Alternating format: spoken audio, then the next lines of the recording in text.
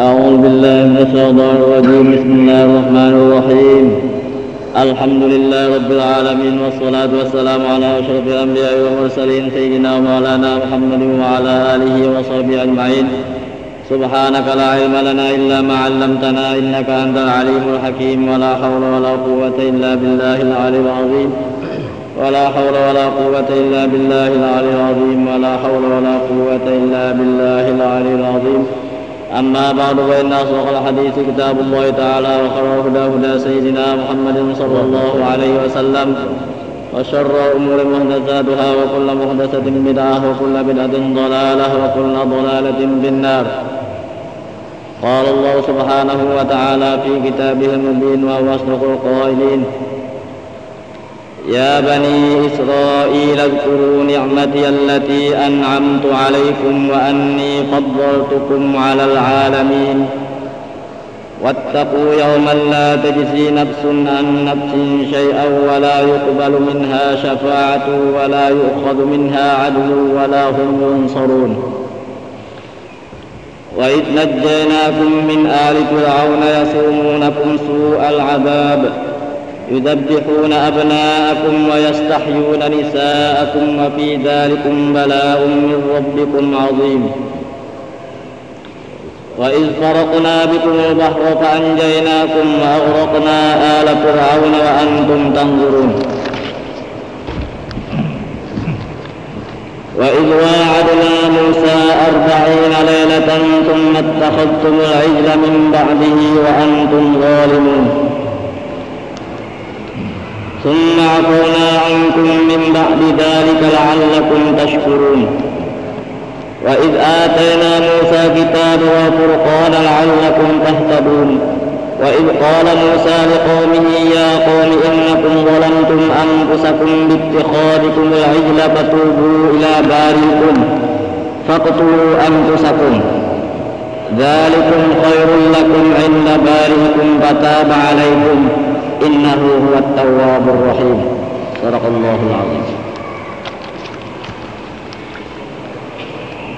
يا بني إسرائيل اذكروا نعمتي التي أنعمت عليكم وأني فضلتكم على العالمين. Yang artinya, hai Bani Israel, ingatlah kamu akan nikmatku yang telah aku nugerahkan atas kamu, dan bahwasanya aku melebihkan akan kamu atas sekalian alam.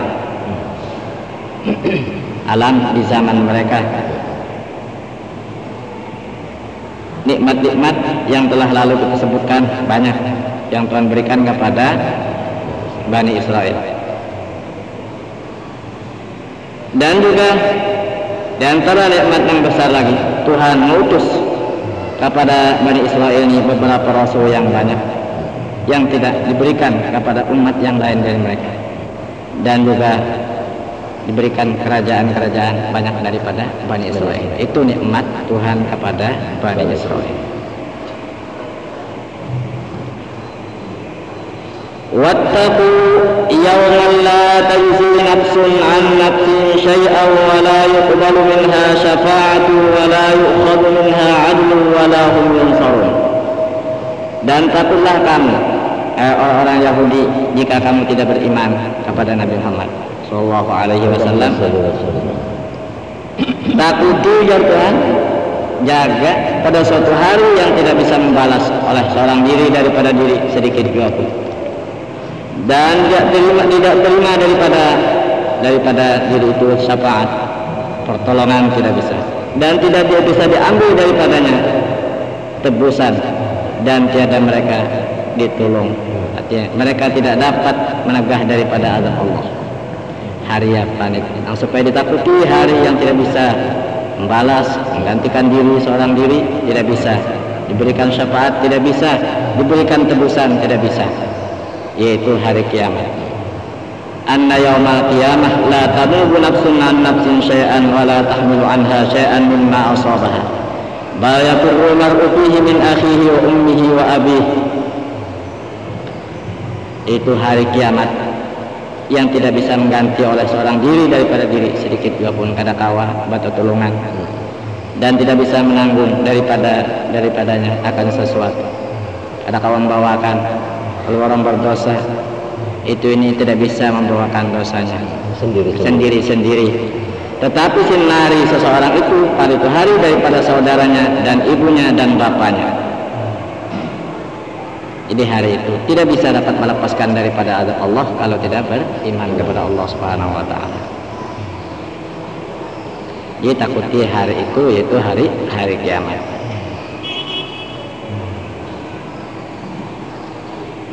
Wa idh najjaynakum min ali fir'auna yasumunakum su'al 'adzab yudabbihuna abna'akum wa yastahyuna nisa'akum.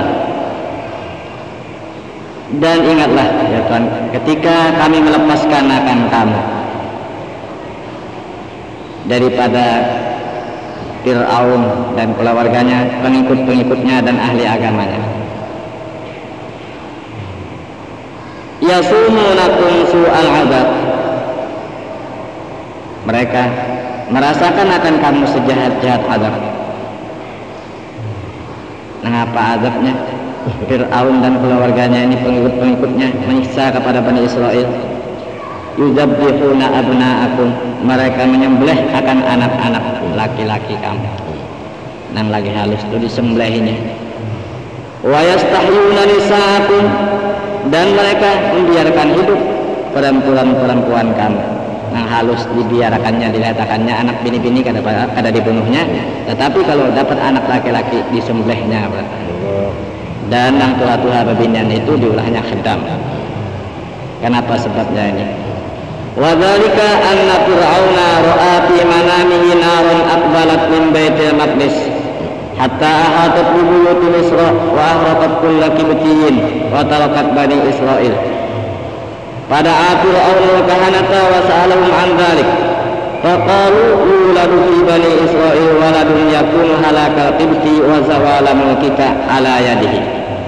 Fa'amara Fir'aun biqatli kulli ghulamin yuladu fi bani Israil hatta qatala min awladihim 12,000 sabiyyin. Sebabnya jadinya menyembelih anak-anak tadi, Fir'aun itu bermimpi dalam tidurnya melihat api. Api itu berhadapnya, datangnya itu dari Baitul Maqdis, sehingga meliputi api itu di rumah-rumah Mesir sampai ke Mesir. Dan api itu membakar tiap-tiap orang Kipti, rumah orang-orang Kipti dibakarnya oleh api itu, diseluputnya. Jadi api terus membakar bubuhan Fir'aun ini, kaum Kipti ini. Dan api itu meninggalkan Bani Israel. Jadi bubuhan Nabi Musa ini Bani Israel kada dibakarnya oleh api itu, kada diseluputnya. Jadi api datang menyeluput rumah-rumah bubuhan Fir'aun Kipti ini. Jadi Bani Israel yang selamat karena kena api ini mimpi Fir'aun. Fir'aun terbangun lalu memanggil Fir'aun akan dukun-dukun. Dukun bisa mentakbir akan mimpi ini. Lalu Fir'aun menanyakan dari yang demikian itu, ya kabarnya bermimpi melihat api datang dari Baitul Maqdis terus membakar, datang sampai ke Mesir membakar bubuhan Fir'aun kaum Kipti dan bubuhan Nabi Musa Bani Israel ini kada dibakarnya oleh api. Itu. Lalu dukun ini mengatakan, ujar dukun, lagi akan dilahirkan pada Bani Israel seorang anak yang jadilah anak itu kebinasaan kaum Kipti bertahan dan akan ulang kerjaan apa? Kerjaan akan terpacu, tercabut di atas tangannya si anak itu. Maka Fir'aun dengar takbir macam itu, lalu diperintahkannya dengan membunuh tiap-tiap anak yang lahir pada Bani Israel. Itu lalu perintah siapa aja yang beranak di Bani Israel itu terus dibunuhnya, sehingga sampai yang membunuh dari anak-anak Bani Israel itu banyaknya berapa? 12.000 orang anak, sampai 12.000. Jadi lapor, apabila bunting mesti lapor ke Fir'aun. Bertahan itu melapor terus, dan ada riwayat lain itu beranaknya mesti di rumah Fir'aun bertahan itu. Jadi limbahnya anak laki-laki situ sini bunuhnya. Apabila bini-bini dibiarkan. Dan Nabi ujar dukun tadi mengatakan, nang ada mendapat anak nang akan jadi nabi akhir zaman. Nabi ini ialah daripada orang yang terdekat dengan Fir'aun ini. Maka lalu buhan pejabatnya Fir'aun ini kada boleh berkumpul nawan bini. Tempat abah Nabi Musa yaitu Imran. Ini masuk bekerja nawan Fir'aun. Aja kita kalau berkumpul Imran. Tapi sampai masanya sudah memang akan lahir Nabi Musa alaihissalam, maka bini Sidin Yohanes itu dibawa oleh Jibril tengah malam. Tengah malam dibawa. Imran lawas kira dapat, lalu Fir'aun guring, tengah malam dibawa di kamar oleh Jibril. Jibril nang doakan, nah pada nah berkumpul Sidin Imran lawan Nabi Musa yaitu Yohanes ngaran sini. Imba berkumpul situ sini bunting. Nah itu udah bunting boleh kayak pulang, tapi situ sini aja malam itu Jibril membawa mantul. Nah ini Fir'aun ini kadang mengetahui bahwa Yohanes ini akan bunting kada tahu juga karena Imran sudah ada di rumah Fir'aun, kada boleh pak berkumpul nanti dijaga. Nah tapi pertanyaan goreng itu ada nama anjuri pada nah bisi ya jadi lembah itu apa lalu beranak kalau sampai 9 bulan karena hari beranak. Nah Fir'aun kada tahu juga pulang. Nah akhirnya apa Yohanes ini merasa takutan juga. Dan sudah Fir'aun nih ada jualan kabar bahwa Nabi ini akan sudah lahir. Bisa ada tetangga rajuan yang sudah berhala waktu kelahiran Nabi Musa itu juga guguran. Nah ini ada yang lain nih. Ini pulang menunjukkan bahwa Nabi itu pasti ada utusan Tuhan itu pasti sudah lahir ini. Jadi Fir'aun kipuh mencari, cari. Pendeknya yang dicurigai ialah bini Imran juga. Nah lalu naik situ Haman lama-lama mencurigai bahwa ini mesti Imran ini nang rupanya ada yang ambil kesempatan nih boleh kari maka perkiraannya ada. Maka lalu dinaiki. Nah Yohanes ini ke pasar, kemana Nabi Musa ini ke pasar. Tapi anak itu sudah diandak di dalam pembanaman rote. Itu sudah bersiap-siap juga sudah jadi itu pembanaman rote. Jadi kayu diandak di bawahnya tapi kada menyala bang. Jadi mbah meninggalkan itu mesti diandak di dalam pembanaman rote. Macam itu tiap hari hendak meninggalkan diandak dan disembunyikanlah.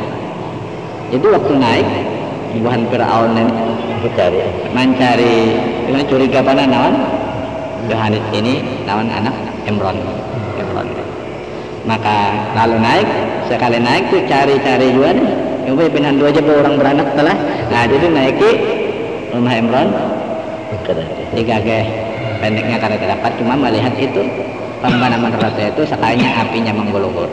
Anak pemuka apa nang dibuka? Kan di situ aja lagi wadah nang kada dibuka. Nah jadi kada jadi boleh kan.